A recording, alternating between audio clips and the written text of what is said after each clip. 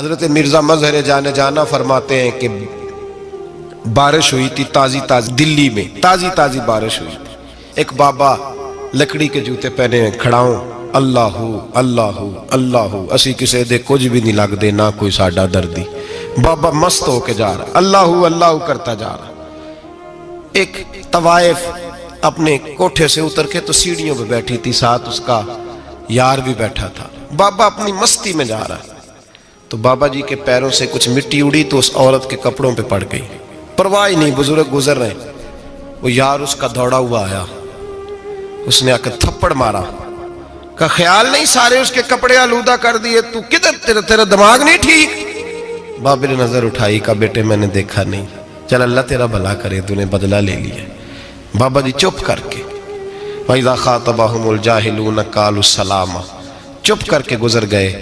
ٹھنڈ کا موسم تھا، بارش تازہ ہوئی تھی، حلوائی دودھ کاڑ رہا تھا. اس نے بٹھایا بابا جی کو پھٹے پہ، پیالہ پکڑا، دوڑ کے آگے بڑھا. بزرگ آ گئے، آئیے بیٹھیے. دودھ کا گرم گرم پیالہ شکر ڈال کے دیا. بابا جی نے دودھ پیا، پھر نظر جھکی، پھر رنگ بدلا. کہنے لگے مالک تو کتنا بے نیاز ہے، کہیں تھپڑ مرواتا ہے، کہیں دودھ پلاتا ہے. تیری بے نیازی ہے نا، ادھر تھپڑ مروایا، یہاں دودھ پلایا، تو ہی جانتا ہے تیرے رنگ کیا ہے. ابھی بابا وہیں بیٹھا تھا، دوڑے آئے پیچھے سے لوگ، شور ہوا. بابے کو دبوچ کے وہاں لے گئے جہاں اس نوجوان نے تھپڑ مارا تھا. کہا تو اللہ کا بندہ ہے، اللہ کے بندے بد دعا تو نہیں دیتے؟ ہوا کیا؟ کہا تو نے بد دعا دی ہے؟ کہا نہیں دی، بات بتاؤ.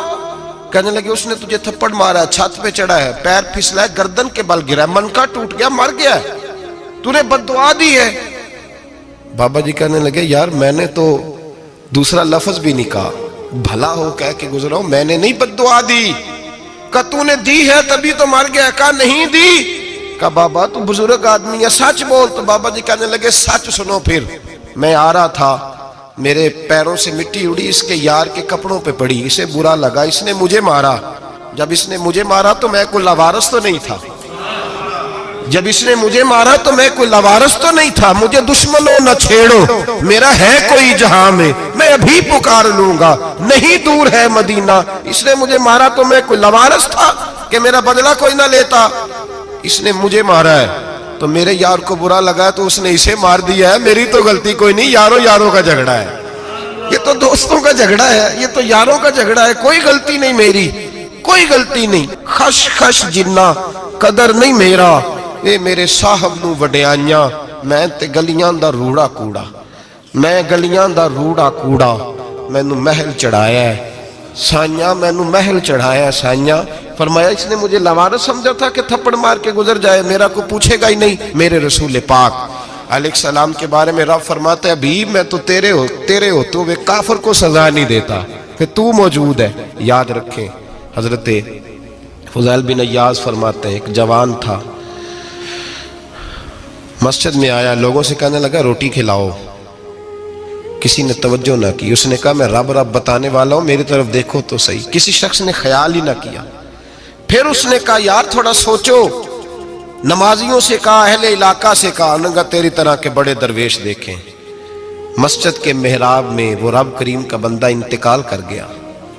جب فوت ہو گیا نا، لوگوں کا مزاج ہے، بیمار کو دوائی نہیں دیتے، جنازے پہ وقت پہ پہنچ جاتے. جب کوئی گر رہا ہوتا ہے تو سہارا کوئی نہیں دیتا، جب کوئی گر جاتا ہے، ٹانگ ٹوٹ جاتی ہے تو تیمارداری کو زمانہ پہنچ جاتا ہے. اور بزرگ وہ نوجوان اللہ کا نیک بندہ مسجد کے محراب میں فوت ہو گیا. حضرت فضیل ابن عیاض کہتے ہیں امام صاحب نے اعلان کیا چندہ دو، کوئی لاوارث فوت ہو گیا، کفن دینا. چندہ کٹھا ہوا، کفن خریدا، جنازہ پڑا. عشاء کے بعد دفن کر کے آئے. فجر کی نماز کے لیے جب امام اور مؤذن مسجد میں آئے تو چیخیں مارنے لگے، تڑپنے لگے.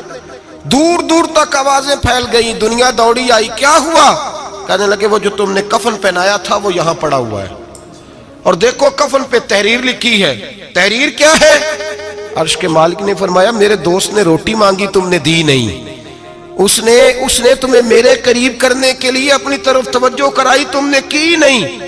اور میرا یار تمہارے کفن کا محتاج تھا، سنبھال کے رکھو اپنا کفن، میں نے اسے جنت کا لباس عطا فرما دیا، سنبھال کے رکھو. یہ کوئی لاوارثوں کا ٹولہ ہے؟ یاد رکھیں جو وارث والے ہیں، وارث والے ان کا رنگ اور ہے، جو ماننے والے ہیں ان کا مزاج اور ہے.